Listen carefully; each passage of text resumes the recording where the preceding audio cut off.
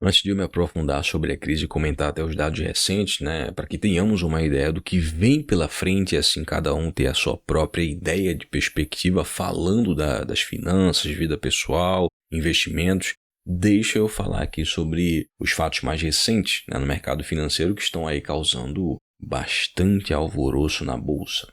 E mesmo que tenha caído alguém aqui nesse vídeo que não invista, fica até o final porque tem acontecimentos importantes. Bom, está tendo aí um crescimento ainda maior de atrasos nos pagamentos de CRIs, fundos como o VSLH11 e TORD11 que já vem caindo há algum tempo já, sendo cotado aos inacreditáveis R$ 3,92 até esse momento que eu estou gravando. E os mais recentes, né, sofrendo com inadimplência, como o DEVA11, o HCTR11, né, também tem notícias recentes aí sobre o IRDM11. Alguns desses fundos, né, eu já falei aqui no canal, e apesar de terem uma carteira com risco médio ponderado muito bom até, não aguentaram aí o tempo estendido de inflação e de taxa de juros. Tá lembrando que são fundos que têm certificados com taxas acima da média, o que em momentos ruins já sufoca aí naturalmente o devedor, né, que é afetado pelo ciclo econômico ruim.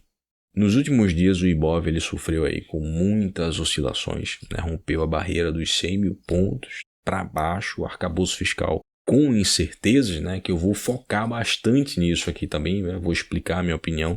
Uma futura estatização de ativos que foram vendidos já, né, pela Petrobras, cabo de guerra entre o governo e a autonomia do Banco Central, Fed prolongando, né, ainda mais as altas de juros, aperto de crédito lá fora e aqui no Brasil também para poder evitar um crescimento ainda mais expressivo de calote nas instituições financeiras. Como sempre, o vídeo está cheio de informações e insights, né? Deixa o seu like, já se inscreva e ative o sino. Lembrando que já faz tempo que a comunidade está pedindo aí para eu falar sobre essa crise aí.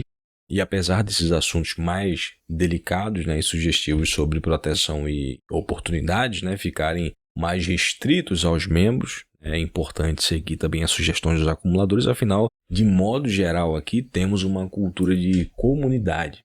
Deixa eu falar primeiro sobre o arcabouço fiscal anunciado pelo governo, que foi explicado ali pelo ministro da Fazenda, Haddad, e pela Tebet. E olha que surpresa, né? Porque a bolsa subiu, né? O Ibov entrou em modo lua. Eu meio que não entendi o porquê, né? Depois até aproveitei para poder sair de algumas posições mais arriscadas, né? Em ações. E claro que não vendi nenhum FII, né? Até porque com os descontos seria ilógico isso. Mas resumindo, deixa eu dizer aqui, o que é que eu acho? Inclusive me diz aí o que é que você achou desse novo arcabouço fiscal milagroso aí, né? Do governo. Nossa, por que que o Paulo Guedes nunca pensou nisso? Eu sinceramente acreditava que com esse arcabouço aí, no mínimo, diminuiria o déficit. Mas nem isso, né? Não adianta diminuir os subsídios. E ficou claro que o foco não é diminuir os gastos públicos, né? Mas criar um mecanismo ali legal de gasto meio que maquiado. Né? E até o Ed nem precisava ter comentado sobre isso, já que era esperado. Só foi confirmado mesmo. Vão poder governar com uma medida que vai ajudar meio que a gastar mais, né? E a relação dívida-PIB com esse arcabouço aí, pelo que foi dito, né? Pelo que eu entendi, e eu acredito que seja ali de forma rasa ainda, né? Entra em descompasso com o que se espera de controle de dívida pública. Poderia ser pior? Poderia. O problema é que eu ainda estou meio confuso porque é que o mercado olhou com bons olhos, né? Mas o fato é que muita gente acreditava que é uma iniciativa muito clara de que o governo está se preocupando aí com o fiscal. Inclusive algumas ações, né, eu observei um volume muito grande de venda, como foi o caso de ações da Raizen, BMG, Apvida, né, entre outras aí, se bem que são boas empresas, que tem boas perspectivas aí de crescimento, até pelos setores de atuação delas, necessidade, né, de mercado, mas o fato é que teve muito play aí aproveitando para poder vender, para poder depois comprar na baixa, lógico. Mas voltando aqui ao assunto, tá? É só uma maneira de poder gastar mais, basicamente. Eu não vi nada de estrutural ali. E falar que não vai criar imposto novo não significa que quando houver perspectivas de queda no PIB não vão criar taxação, né, para quem está ganhando dinheiro. E nesse momento quem está ganhando dinheiro aí é o agro. Nós já vimos propostas, né, da bancada de taxações ali no agronegócio. Já falei até aqui sobre isso no canal. Ninguém vai taxar quem não está ganhando dinheiro, tá? Claro que isso aí é uma possível solução entre eles para poder agradar a maioria, gastando mais, né, de maneira mais controlada agora, entre aspas, mas não deixa de ser aí desastroso quando pensamos aí em um período de 3, 4 anos, e é um arcabouço fiscal que vai ficar aí até 2026. Talvez até antes disso a gente pode ver consequências na economia real. Olha que o Campos Neto só vai ficar até o ano que vem. E é o cara que está, junto com a equipe, lógico, né, tentando segurar essa carroça chamada economia brasileira. O problema é que um presidente de Banco Central, ele é dependente, né, da tomada de decisão de um governo federal. E depois desse arcabouço fiscal, com um novo presidente de Banco Central entrando, eu sinceramente vejo uma economia bem complicada. E eu vou falar mais para frente sobre isso até. Mas, voltando, o que eu acho bem engraçado, na verdade, acabei de lembrar aqui, é que ficam citando esse superávit primário lá passado, né, como glória, quando na verdade foi consequência de uma carona no barco da China, que estava crescendo muito, cresce até hoje, por conta das demandas, bons preços nas commodities e não por crescimento interno. Pensando nesse otimismo aí da maioria do mercado sem ter entendido bem o que é que vai acontecer, né, sem traçar a perspectiva, acho que precisamos de um pouco mais de racionalidade quando observamos essas altas de Ibov, porque em baixa e lateralização, esses momentos como a gente está vivendo, qualquer notícia aparentemente positiva é motivo de pivô de alta. Eu peço desculpa se eu estiver aparentando aqui fazer oposição ao governo, tá? Mas fica difícil, né, de ser imparcial, né, nesses momentos. E lembrando, isso não afeta apenas os investimentos, mas a nossa vida também, né? E diante dos fatos, a gente precisa traçar aí perspectivas para tomadas de decisões. Eu sei que quando olhamos os múltiplos da Bolsa, no geral, é muito animador, cara. Muitos descontos exagerados, boas empresas, até porque é uma bolsa que roda de maneira cíclica por conta da economia e política brasileira, né? Um país em desenvolvimento. Estamos, né, presenciando aí a bolsa negociar um PL mais baixo da história, que eu já falei aqui algumas vezes sobre isso. E já faz um tempo já que está rodando assim, não tem como abrir o home broker e querer soltar o bolso, né? Só que eu acredito que é um erro precificar um corte de juros aí, apesar do que a gente tem olhando, né? Observando o Brasil, né? Temos aí sinais bem claros de desaceleração, só que olhar apenas a curva de juros, sem entrar mais a fundo, né, no cenário nacional, pode ser aí bem perigoso, né? No sentido de que não controlamos o futuro dos gastos públicos, né? A bolsa, meus caros e minhas caras, não volta hypada, né, de uma vez depois de uma crise dessas, né? Até porque vai haver vestígios aí desastrosos, né, nos resultados das empresas, mas para frente a gente só vai ver isso aí um pouco depois. A gente vai continuar vendo aí os resultados bem ruins, né? A economia não volta de uma hora para outra. A bolsa, ela mostra sinais aí de alta. Não significa que as empresas vão mostrar resultados extraordinários no curtíssimo prazo depois disso. Principalmente as de consumo cíclico, né? Historicamente as de educação também. E as outras, né, como instituições financeiras também pelo crescimento de inadimplência até resgate, né, por conta da escassez de dinheiro e de crédito, que eu vou falar mais para frente, inclusive. Então, tudo precisa aí ser baseado no pós-queda de juros, quando o dinheiro ele volta a ter poder de compra. Então, muito cuidado com essas pequenas altas que causam euforia, né? Esses voos de galinha são perfeitos para os grandes saírem vendidos e depois eles voltam, né, a comprar nas quedas, tá, mais para frente, porque praticamente a crise só vem se intensificando. A gente tem que pensar no macro também. O excesso de ativos na bolsa, com todas essas vendas aí, causa um período aí esticado de lateralização. E eu não me refiro a apenas às ações, né? Então, qualquer notícia animadora vindo de fora também, né, ou até daqui mesmo, já é um motivo aí para poder soltar o bolso, ou começarem a comprar nas altas e depois se arrependem. Se bem que uma alta aí de menos de 1%, como aconteceu aí agora, não descarta o fato de que a bolsa está extremamente descontada, falando de modo geral. Recentemente, voltou-se a discutir sobre meta de inflação. Briga para forçar uma queda de juros também, que acabou colocando os juros futuros ainda mais para cima, porque os juros se mantêm também pelo grau de risco de determinado país em questão da sua dívida pública.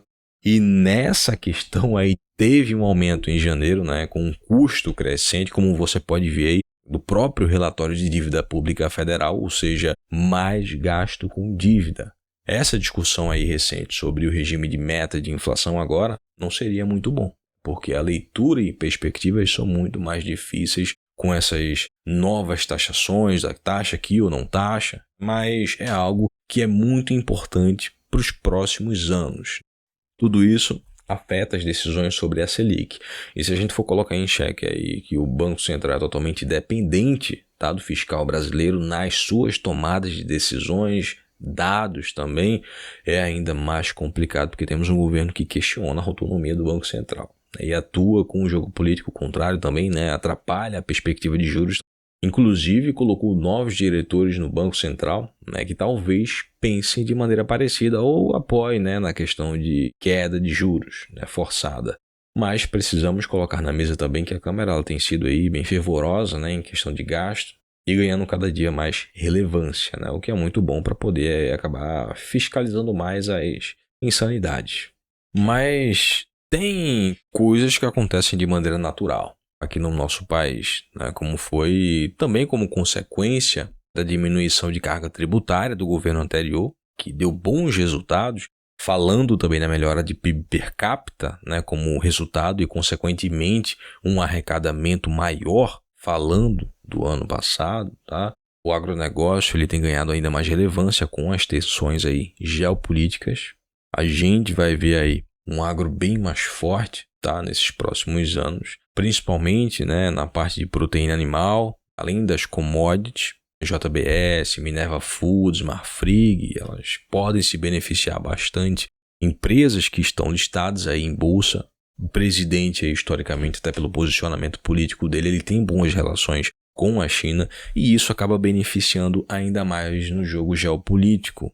E quanto mais a China se aproximar do Brasil, melhor em questão das exportações. Falando em dados, o Brasil ele não é nem o top 5 de principais parceiros econômicos da China, né? E as empresas de commodities brasileiras elas geram bilhões. Né? Eu me refiro até ao minério de ferro e petróleo também. Né? Se bem que a China está comprando petróleo russo a preço de banana também agora. Mas enfim, essas empresas brasileiras já faturam bilhões por ano. Né? Imagina aí se as tensões se intensificarem e as escolhas se tornarem cada vez mais seletivas por conta das tensões. O Brasil ele pode ganhar ainda mais protagonismo. Claro, né, se ninguém tremer na base em relação aos Estados Unidos, que sinceramente não nos favorecem nada em acordos econômicos, preferiu comprar até petróleo venezuelano de um governo que eu nem vou falar aqui, do que o nosso petróleo. Né? No fim, eles só pensam neles, cara. Tem gente que não vai concordar comigo, mas é uma questão de fatos históricos, tá? A gente precisa se aproximar de maneira natural dos Estados Unidos porque somos democracias ocidentais. Mas precisamos pensar também na nossa economia, falando de crescimento. Agora deixa eu entrar aqui na parte mais prática, né, que mostra que estamos aí muito mais próximos de um fim aí de ciclo de juros altos, que é o aperto de crédito, né, que começou no setor financeiro e traz, sim, consequências de deterioração na economia real, pela escassez de crédito, que é uma ferramenta usada principalmente para poder empreender e investir, né, de modo geral, lógico, né, e a escassez dessa ferramenta tarda ainda mais aí o processo econômico, mas é um indicador de fim de ciclo de juros altos. E não tem como apontar um risco sistêmico pela crise, mas dá para poder observar uma desaceleração a mais com isso.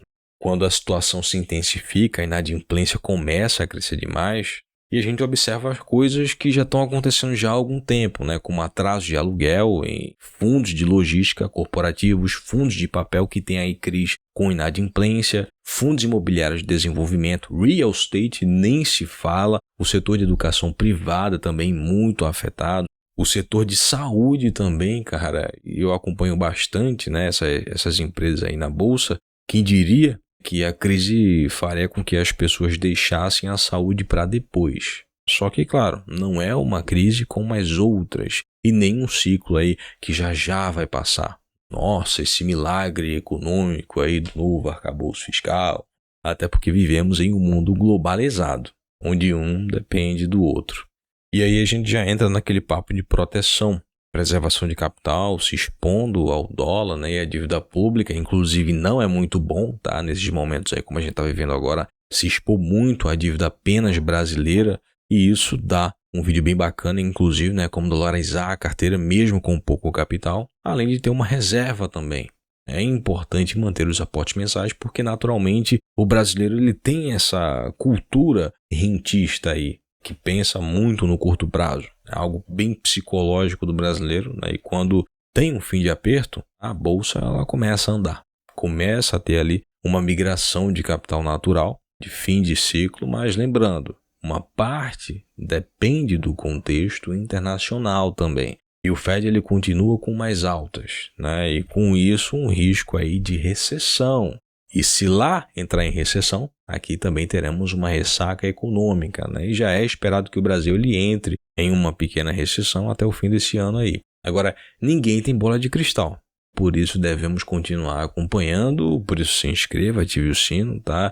E esses tipos de conteúdos mais sugestivos e meio que polêmicos também, né, vão ficar na parte de membros, tá? Exatamente por questões aí de preservação do nosso amado acumuladores de patrimônio aqui. Por isso, seja membro, para a gente ficar mais próximo na comunidade fechada também. Essa crise é uma escola, assim como qualquer uma outra, e é o momento de usar esse caos todo ao nosso favor. Lembre-se disso quando a bolsa cair, para que quando chegar o momento de otimismo, de altas, né, você poder usar a ordem ao seu favor também. Na descrição e no primeiro comentário, né, vai ficar a planilha de investimentos com divisão de classe de ativos, preço médio, ganho de capital, dividendos, porcentagem de cada classe de ativo, ganhos e prejuízos. Tudo fica bem detalhado de maneira profissional. A declaração de imposto de renda fica muito mais fácil exatamente por essa organização. E para quem paga a DARF, mesmo que tenha contador, é uma mão na roda. Algo a mais para agregar aos investidores. Não esqueça de dar a sua opinião, tá? Que é muito importante. Deixa seu like. Valeu, um grande abraço e até a próxima.